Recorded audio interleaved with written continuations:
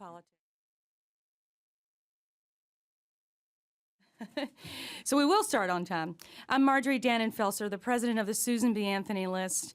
I am your moderator for this press conference today on a very, very important day. A very important day. This is the most important piece of legislation on the abortion issue that has been debated in the Senate, will be debated in the Senate, in 40 years. The most important piece since Roe versus Wade, in other words. And why is that? Well, it's been extreme. There have been many, many important debates all along the way in many legislatures across the country, including the House and the Senate. All of those measures have been very good measures. They have protected women, they've protected children, but they have all regulated around the baby. They have discussed in what manner can we kill the child, who will pay for the killing of the child, whose permission must we seek and get before the child is aborted. Those are important questions that must be addressed. This one speaks to the humanity of that boy or girl who is waiting to be born in just a few weeks. And that makes this very different. That addresses the humanity of this child who is waiting to be born to another beautiful human being, her mother. So this bill protects them both. This bill would put us in a different category when signed by a pro-life president. This bill would put us out of the League of Nations who have refrained from protecting children after that point. We are one of only 7 nations that have refrained from protecting children after 20 weeks. We are in the company of China, North Korea, Vietnam, and others. That is not the human rights club we would like to be in, and we need to be out. Thank goodness that we have Senator Lindsey Graham, perfectly suited to this moment for a whole variety of reasons. Because of his sharp mind, because of his good humor, even in the middle of a debate like this, for his desire to take on this debate in a way that really no one else has. He is the man for this moment. He is the one who is introducing this bill today with an enormous number of co-sponsors, original co-sponsors. I'd like to thank him from the entire pro-life movement, and thank you for answering the call to be that person who is the ideal man to take this on. One of the things that I've always said about him, and I'll say it here, I have never seen anyone surpass Senator Graham's ability to see the strategic moment and seize it. Because we're just going to have to say, on this abortion issue, there is certainly a deep moral question. There's also an important strategic question that we are asking the nation, and that is transcending party, transcending gender, transcending ethnicity, transcending age. Is there a point where we can come to common ground and come together on this? Senator Graham has proved to be the person who brings those groups of people together over and over and over again, and there's no better place to do that, no more important place than this one. So, Senator Graham, thank you. Appreciate it. Thank you all very much. Well, that was a very good introduction. I got a lot to live up to. I will do my best. At the end of the day, I think America needs to have a discussion among herself. Who are we in 2015? What kind of nation do we want to be? What kind of value set do we have? When you balance interests, where do you come out? At abortion on demand of a pregnancy that's 20 weeks along, 5 months. And everything mostly in politics is balancing interest. And here's what I hope to achieve. I hope to have a discussion in America as to when do you become who you are? If you have a soul, when do you have it? At what point in time is it appropriate for the government to step in and provide protections to the most vulnerable people in society, the unborn? Here's what I believe, that as we have this debate and as we inform the American people of what we're trying to achieve here, they will come to us in large numbers. And the only people who will object to this, I think, will be the ones who believe that abortion on demand, anytime, anywhere, is the only right answer. All I can say is that we're one of 7 countries in a pretty exclusive club that I would like to get out of. I hope that we can, as Americans, understand this is a very defining moment in our history, who we are and what we believe. So this legislation is groundbreaking but simple at the same time. What I love most about this piece of legislation is how simple it is.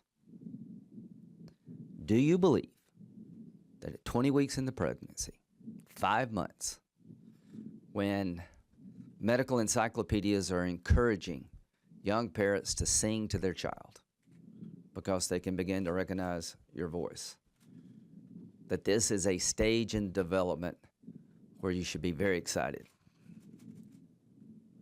because your child is well on their way?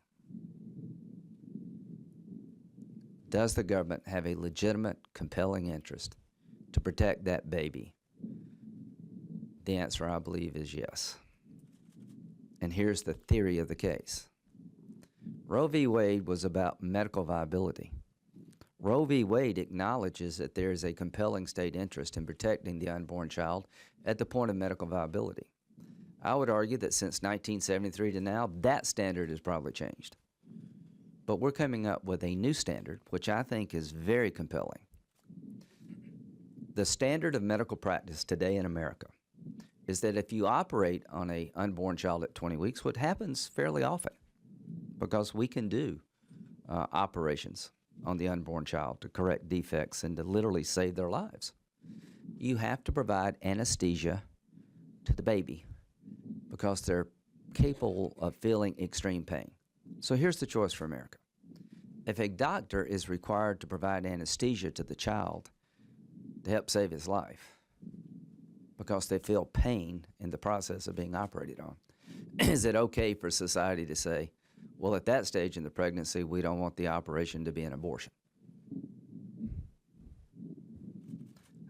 I believe that most Americans will say yes. We don't want 20-week abortions on demand. We want out of this club. The House passed the bill 242 to 184. There are exceptions in this bill for the medical, for the life of the mother, to save if it's a choice between the unborn child and the mother's life. We understand that the balance goes to saving the mother's life. If you have to pick and choose, but you should have to pick and choose, you should be clear that there's a choice here. It's a terrible choice to have to make. But if it comes down to that choice, we'll leave it up to the family.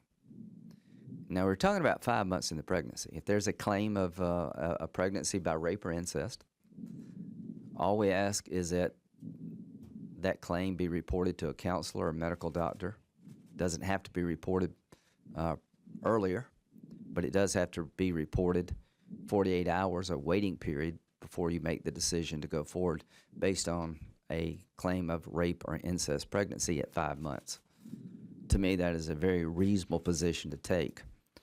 So what I hope to do is to create a debate that's been long overdue in this country about when you become a person, when you have a soul, if you believe you have one. And if the government can't stand up and be counted here, when can the government stand up and be counted? If this is not worthy of a debate of a great nation, what would be? Determining when life begins and how it ends, I think, is a governmental function. And under the construct of Roe v. Wade, the government can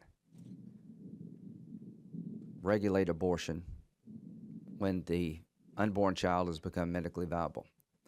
The question for the country is, do you want your government to be there for a child in the 5th month who is well on their way to being a part of society? Do you want to protect that baby from abortion, except in very rare cases? And the theory of the case is the reason we want to protect that baby is that they're well on their way to becoming viable. They're well on their way to becoming part of who we are. They're already, in my view, a part of who we are. And what I want to do is to make the American people think long and hard about wholesale abortions at 20 weeks. Here's where I'm firm. This does not make us a better nation. This is not the America that I yearn for. I yearn for America that cares about people at all phases of life. And at 20 weeks, you've achieved a milestone. And if I have anything to say about it, we're going to fight for you at 20 weeks. We're going to fight for you at 2 years, and we're going to fight for you at 100. We're going to be there fighting for the concept of life in a balanced way. How many votes we get, I don't know. But Margie, here's what I will predict.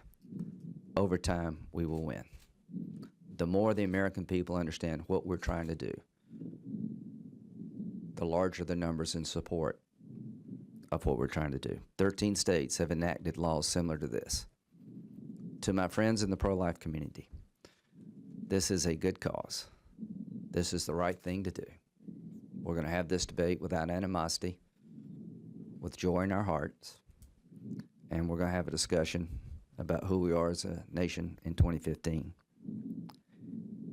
And I don't know when that day will come, but there will be a day when this bill is signed in law, and there will be babies who will benefit from this. And every child that is saved is a blessing. Thank you very much.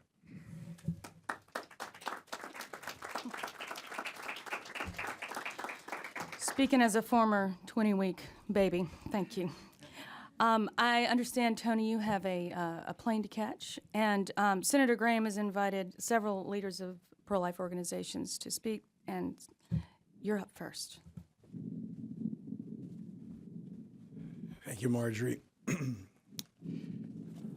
Senator Graham, I want to thank you for your leadership and for your colleagues on your commitment to bring America into line with the vast majority of other nations that respect human rights and respect human life.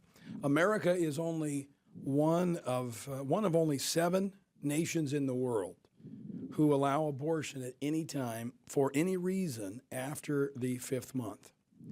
As far as human rights go, the fewer things America has in common with the evil regimes of North Korea and China, the better. And it's time for us as Americans to leave this club of 7. And for me, this is a personal issue. This is the reason 20 years ago I left the field of law enforcement and became involved in the political arena, is over the issue of life. If there's one thing worth fighting for, it is the right to life. And last month, large part due to the diligence and commitment of many here in this room today, we celebrated a great victory in the House when the Paine bill was passed overwhelmingly on the 2nd anniversary of the conviction of the infamous abortionist Dr. Kermit Gosnell for his crimes against not just babies, but their mothers as well. Remember, abortion is not just about ending the life of a baby. In many cases, it's about robbing the future of a mother. The brutality of what Dr. Gosnell did is underscored by the fact that many of the babies that he killed outside the womb by what he said snipping their spinal cords would have experienced the same excruciating pain if killed while still in the womb. Now, I'm going to say for the Family Research Council, we wholeheartedly support this measure and will work with Senator Graham and his colleagues to pass this bill. And we agree with President Obama on what he said earlier this week here in Washington, D.C., when he spoke before the Catholic Health Association. He said this, quote, "A shared belief that every human being made in the image of God deserves to live in dignity, that all children, no matter who they are or where they come from or how much money they were born into, ought to have the opportunity to achieve their God-given potential," end quote. Well, that potential, that opportunity, it begins with life. So I call upon President Obama and his party to withdraw their opposition to this bill, and I call upon him to pledge his support for this measure that would help bring his administration's policies in line with his political rhetoric. Marjorie, thank you. Tony Perkins, thank you for your voice. I want to introduce next Carol Tobias, the president of National Right to Life. National Right to Life's casting this in terms of pain is vital. It was vitally important. It began in Nebraska, and it helps us all understand what this debate is actually about. So thank you, Carol. Thank you, Marjorie, and good morning.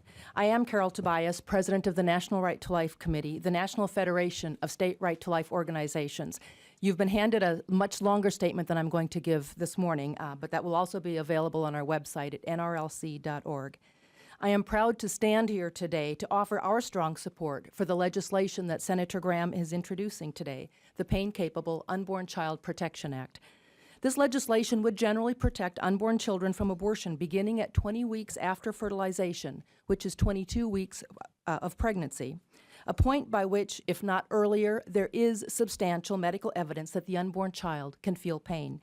Public opinion polls show that by lopsided margins, Americans support prohibiting abortion at least by this stage in development.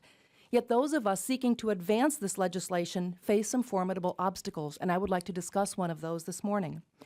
We see a willingness on the part of many journalists to repeat unskeptically and often to adopt as simple fact pronouncements from special interest groups such as the Planned Parenthood Federation of America and the American Congress of Obstetricians and Gynecologists on any point that might be cast as a medical or science question. On January 14th of this year, Dr. Hal Lawrence, the Chief Executive Officer of ACOG, held a conference call to educate journalists. Politico reported, Lawrence said that less than 1% of all abortions occur after 20 weeks, but those that do are mostly situations where the life of the mother is at risk or there are severe medical complications. The best available evidence suggests that the great majority of abortions performed in the late second trimester are not performed because either mother or baby faces an acute medical crisis. Yet Lawrence's claim is reported as fact. On the day of the House debate, May 13th, Lawrence held another conference call to educate journalists. Lawrence attacked the lawmakers who claimed that at the point that this bill would prohibit abortions, many babies born prematurely survive long-term. Lawrence said that claim was, quote, quite simply wrong, end quote. There was no evidence anywhere of a 20-week fetus surviving, Lawrence proclaimed. The Washington Post fact-checker concluded that Lawrence is incorrect when using the definition in the Pain-Capable Unborn Child Protection Act. So in a conference call called for the specific purpose of attacking this bill and smearing the bill's proponents as purveyors of mythology, it was the head of ACOG that was distributing misinformation. It is common to read in stories about this legislation and similar bills at the state level that medical experts say that unborn children do not have the capacity to experience pain at 20 weeks fetal age. Which experts are those? The voice of authority most often quoted is ACOG. In the January 14th conference call, Lawrence said, there is no evidence that there's any fetal pain until you get past the 23 or 24-week gestation. No evidence? Consider the 10-page affidavit submitted to a federal court and accepted as expert testimony written by Professor Kanwaljit Anand, whose work on the pain capacity of premature infants transformed the pain control practices in our nation's neonatal intensive care units over the past 2 decades. Dr. Anand wrote, "It is my opinion that the human fetus possesses the ability to experience pain from 20 weeks of gestation, if not earlier, and the pain perceived by a fetus is possibly more intense than that perceived by term newborns or older children. Moreover, there are many, many pages full of citations from peer-reviewed studies in support of the various specific findings in the Pain-Capable Unborn Child Protection Act. In the light of this body of documentation, the repeated statements by ACOG that there is no evidence reflects willful ignorance at best. Given ACOG's track record, it is long past time that the news media stop treating ACOG as the voice of authority on such matters. sometimes it might help to step back and see if a claim seems plausible on its face. Consider that it is now commonplace to see features on TV or read stories about how unborn children, by 20 weeks fetal age, respond to many forms of stimuli, as Senator Graham mentioned, including music and the mother's voice. We read stories of surgeries performed on unborn babies in the womb during the second trimester who are, first of course, thoroughly anesthetized. Yet ACOG and Planned Parenthood ask you to take their word that these babies, and even babies many weeks older, remain blissfully insensible to the powerful grasping tools that are introduced into the uterus as their arms and legs are being torn off by brute force. As this bill moves forward in the Senate, we ask that serious journalists stop serving as amplifiers for such misinformation. Thank you.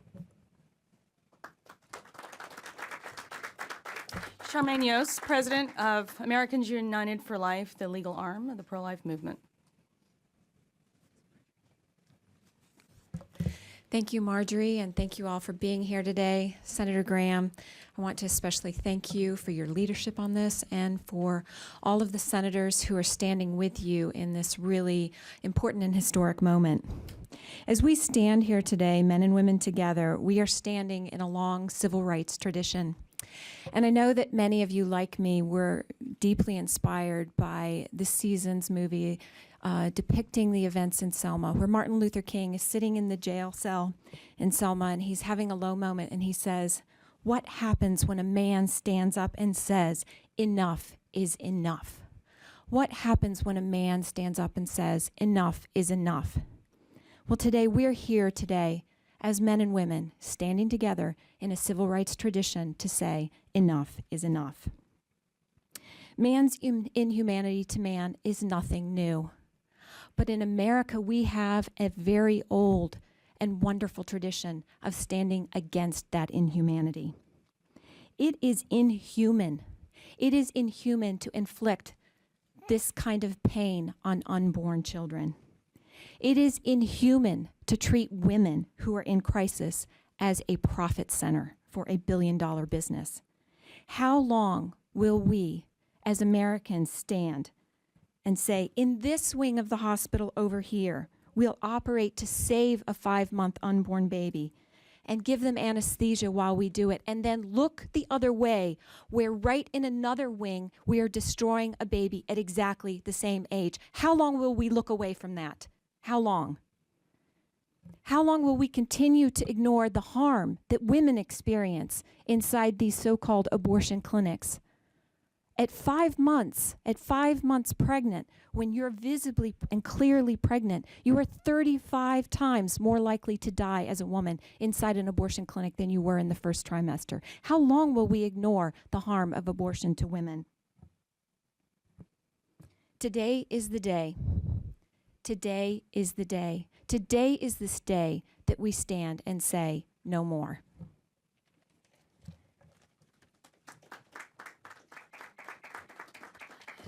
Our last leader, the last shall be first, and we know that. Penny Nance, the president of Concerned Women for America, speaking for women across the country who support this bill.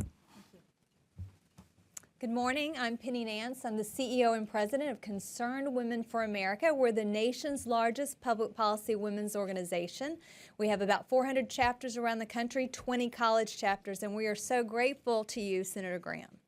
This is a great day. This is an important day. I'm going to take us a little stroll back in time on this Throwback Thursday. Let's go back to January of 1973. Carly Simon had the #1 song, You're So Vain, which you could listen to on your state-of-the-art 8-track tape player.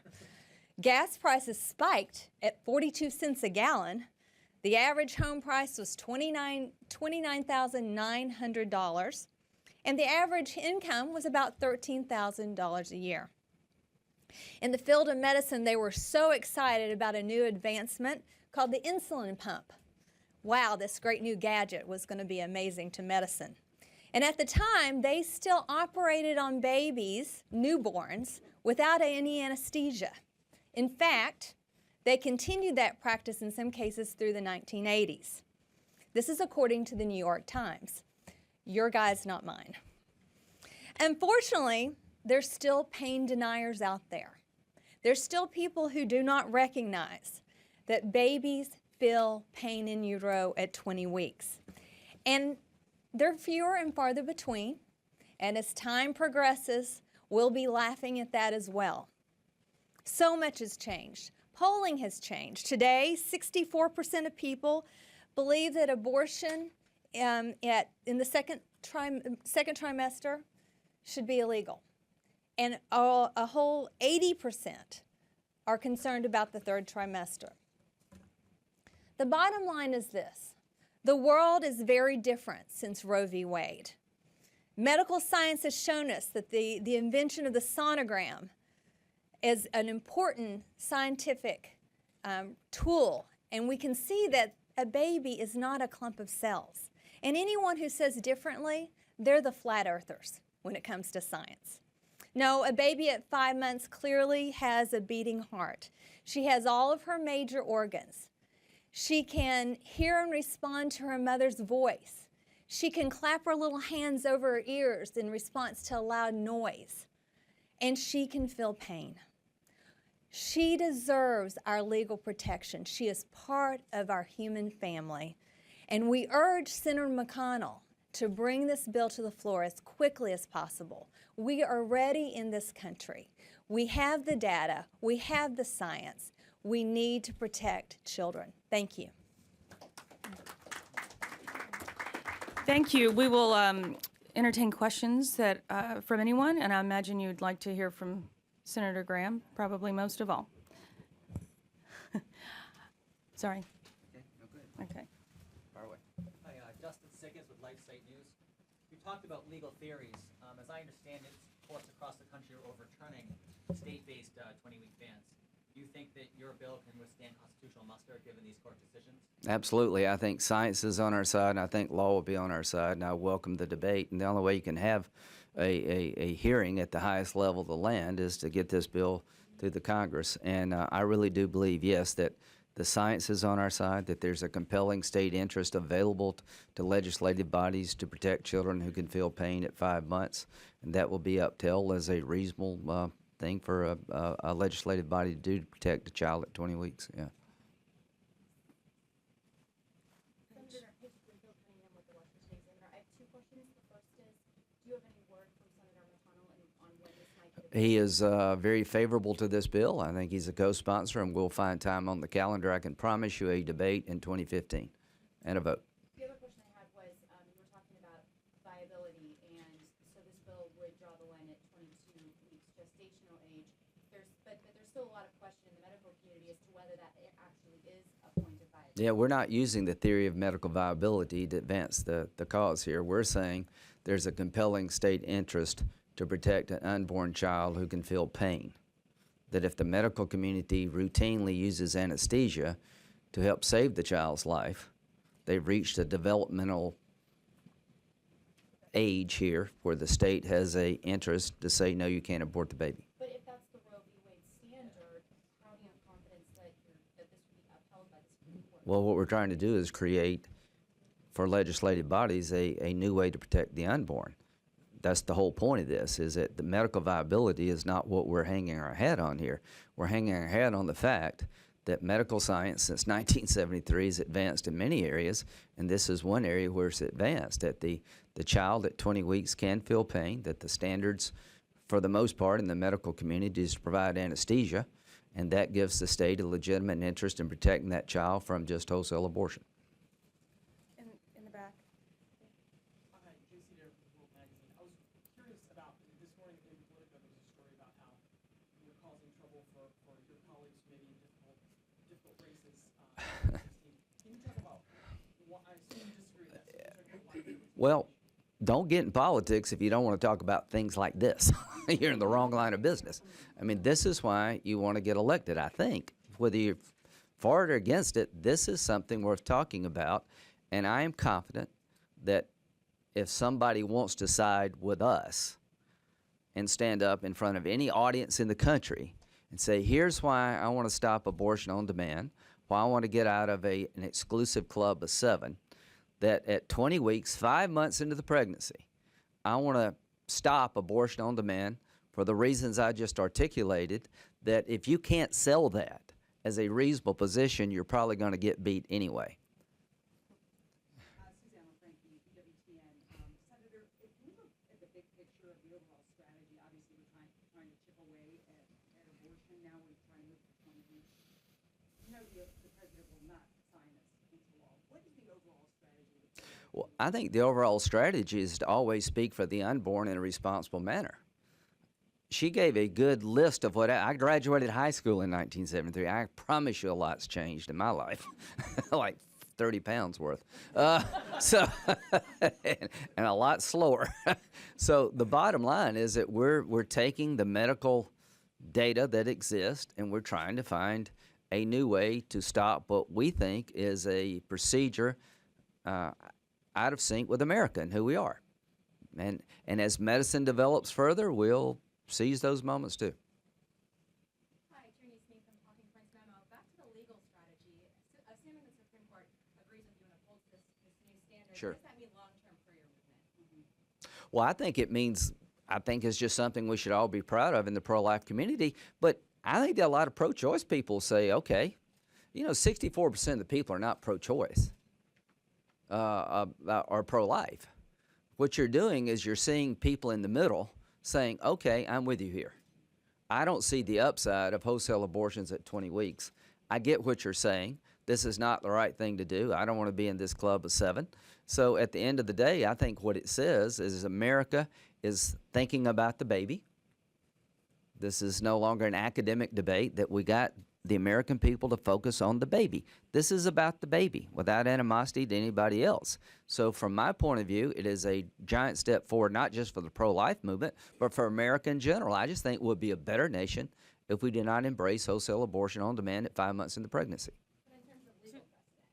Well, I think it's just another theory that will be upheld by the courts to allow legislative bodies to protect the unborn child. A sound legal theory, a legal theory based on medical advancements. I got one more question. I got to go. Sam Smith, Christian Post. Even if this bill doesn't pass or gets vetoed, is there any significance in forcing red state Democrats to take a position on this? I think if you're running for president on the Republican Democratic side, you should let us know what you would do here and why. I think if you're in the House or the Senate, voting on this issue is required because it's an important issue to most of us here, is the central theme of the pro-life movement at this moment in time. And what I'm looking for is a debate with those who oppose this. I want to hear in detail. We're going to have a long debate out there. We'll have a really genuine, and it will be thoughtful and it will be respectful.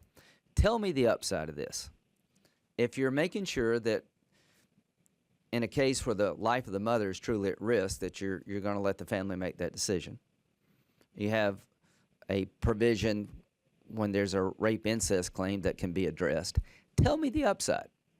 What are we achieving here? How are we a better nation? What is your theory of the case? Why do we want to let this happen this late in the pregnancy? I am dying for that debate.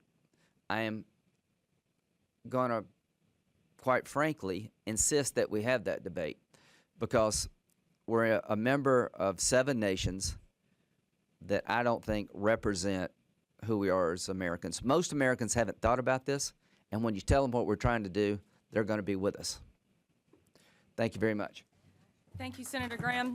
Thank you for today. And the heads of the pro-life organizations that spoke, are you all available to hang around a little bit if anybody has questions? Okay, great. So just hang at the front. Thank you.